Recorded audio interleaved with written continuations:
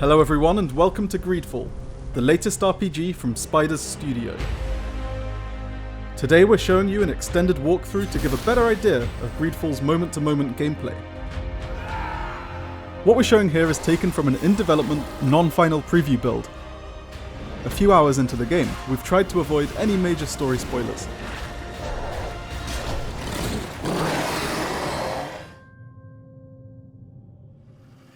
You start GreedFall on the old continent in the city of Serene, which is ravaged by a terrible disease known as the Malachor. It is rumoured that the only hope for a cure lies on the uncharted island of Tir, which is where we are right now. The island is inhabited by a magical native people, as well as multiple nations and factions who have travelled from the old continent and established various settlements. Currently we're on a mission from one of these nations, the Bridge Alliance, to locate a camp of missing scholars. Before heading straight to where the camp is supposed to be, we're going to check out a nearby point of interest, a skill altar. These altars can be found hidden away in various locations across the island, granting a free skill point when found. You've got a lot of freedom in terms of where to invest these points, which are also gained by earning experience and leveling up. There are three broad branches of skills: warrior for melee combat, technical for equipment and controlling the battlefield, and magic for the use of offensive spells. You can specialize or mix and match how you want. For this run, we're going to go with a few points in traps, firearms and one-handed blades, but with a larger focus on magic use. You also have attributes, which impact and improve what you can use in battle, and talents, which mainly relate to skills outside of combat.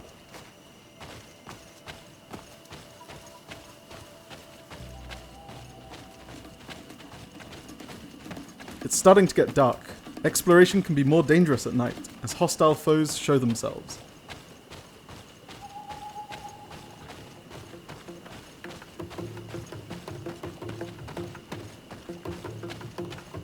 We'd better find somewhere to set up camp nearby, although it looks like we'll have a small fight on our hands first. Looking at some of the UI elements at the top of the screen, we have our red health bar, blue mana bar, and yellow fury bar. Casting magic depletes our mana pretty quickly, which is why it's beneficial to put a few skill points into equipping melee weapons. This way, when out of mana or wanting to conserve it, you can switch to a different weapon when it naturally replenishes over time. As you can see, fights are in real time, with a mix of magic, close and long-ranged combat. There's also an optional tactical pause which we haven't shown yet, but we'll go into more detail later.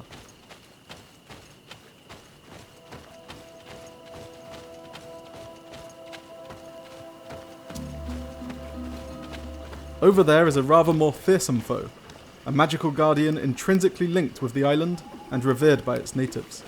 For the sake of showing off some more combat, we can try taking it on in a fight, but first let's set up camp just around the corner.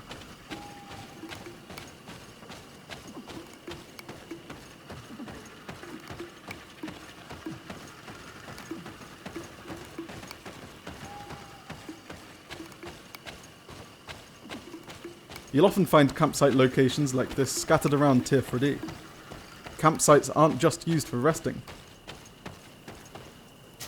From here you can speak with and choose the party members to accompany you, with up to 2 at once. Let's stick with Kurt and Siora for now. Workbenches are available at any campsite. From here you can craft items such as consumables and equipment. You can also upgrade and customize your existing weapons and armor. For example, we can change the look of this doublet by altering the shoulders, strap and breastplate. As shown on the right, this also alters the stats, meaning you can really dig deep into the configuration of you and your party.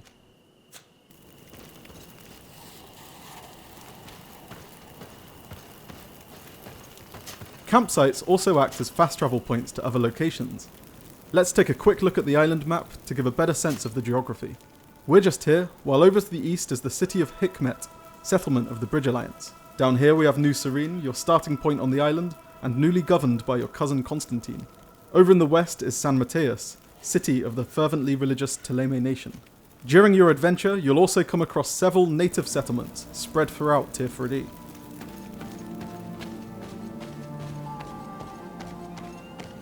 Now that it's daytime, let's try our hand at taking down the Guardian we saw earlier.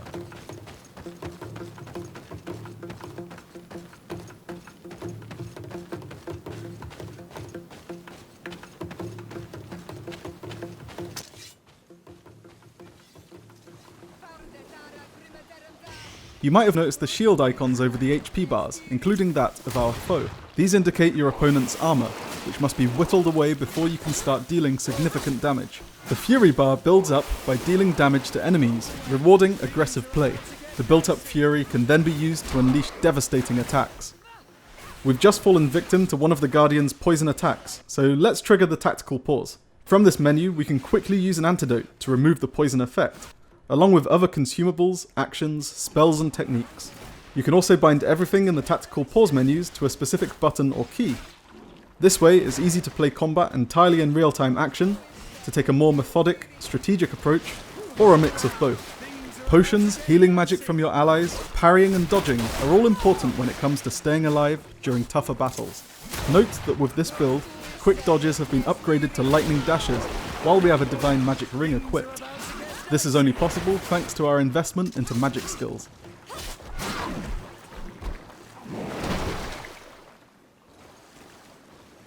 We've managed to bring the Guardian down, and judging from this armor and key, it looks like a mercenary of the Coin Guard Guild was a recent victim.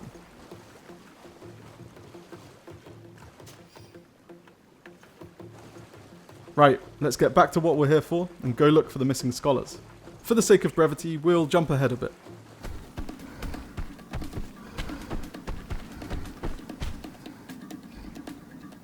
In GreedFall, you'll often have the option of a more stealthy approach.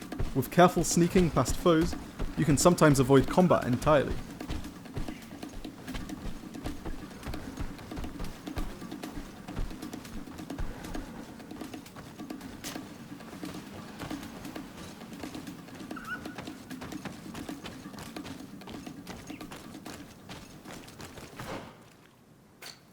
Looks like the potential campsite is just up ahead.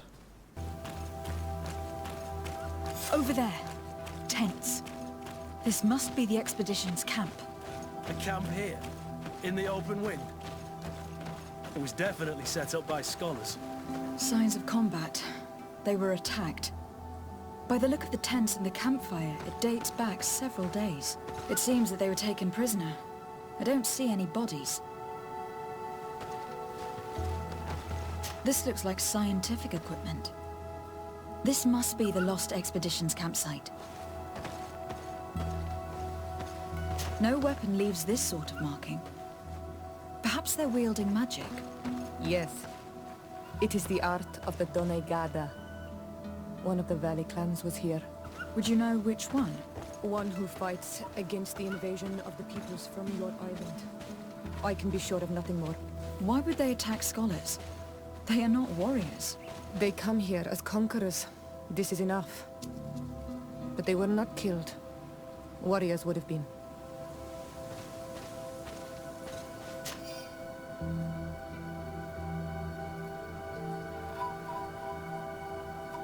This looks like the journal of a naturalist.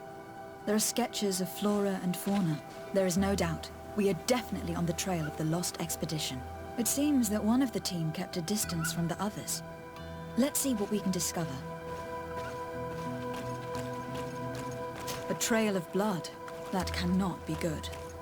Follow it. It sounds like there might be another tent nearby. Perhaps we can find more answers by following this blood trail. But first, we've got another fight on our hands.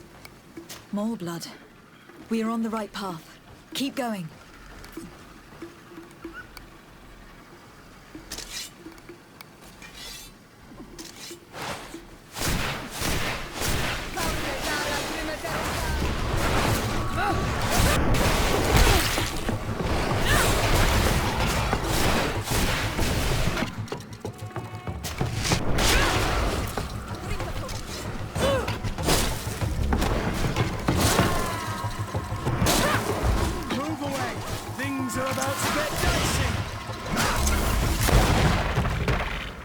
You can see here the advantage of having skill points across more than one branch.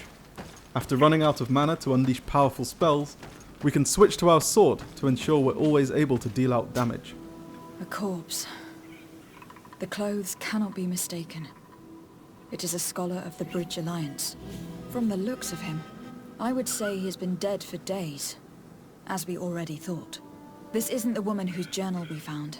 There is still a chance that she remains alive. This man traded his life for all the suffering of my people. He was only a scholar, a sage, not a warrior on the battlefield. Do you think my people see a difference when bridgemen steal our people from their beds? From who do you think all the clans hide dead children? This man was unarmed. And from the position of his body, I would say he was fleeing. It is not honor that motivates them. Maybe it was vengeance. I'll search the body. We might find something to help us understand.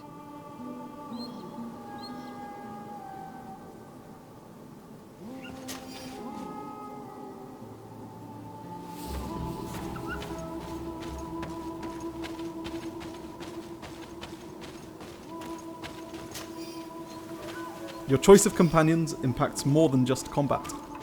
They'll often intervene in discussions and speak out while investigating, so it's worth considering who might be useful or detrimental to any given situation. Here is the isolated camp mentioned in the journal. Everything is in order, but the inhabitants are no longer here. Its position would have allowed them to escape the attack. Isolated. Discreet. Perfect visibility. Great choice. Fortunately, we have the key from the dead scholar, but if we had high enough lockpicking, that would have also been an option.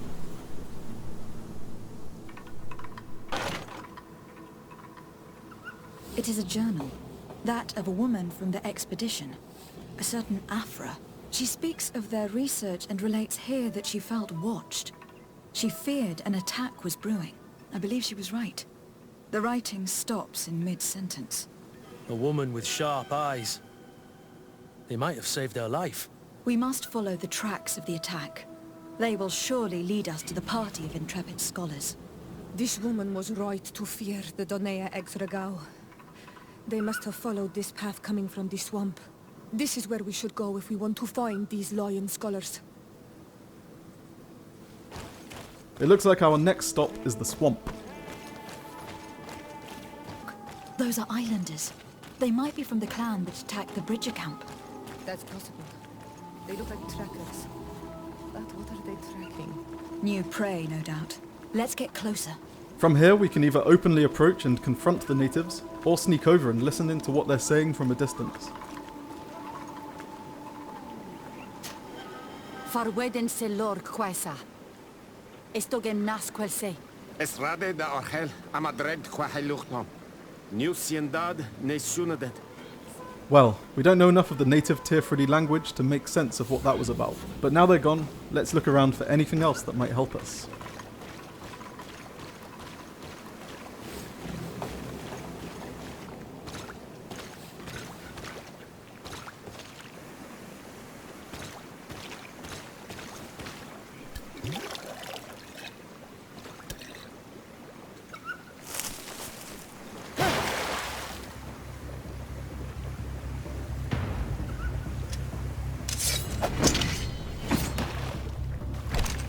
I'm not here to kill you.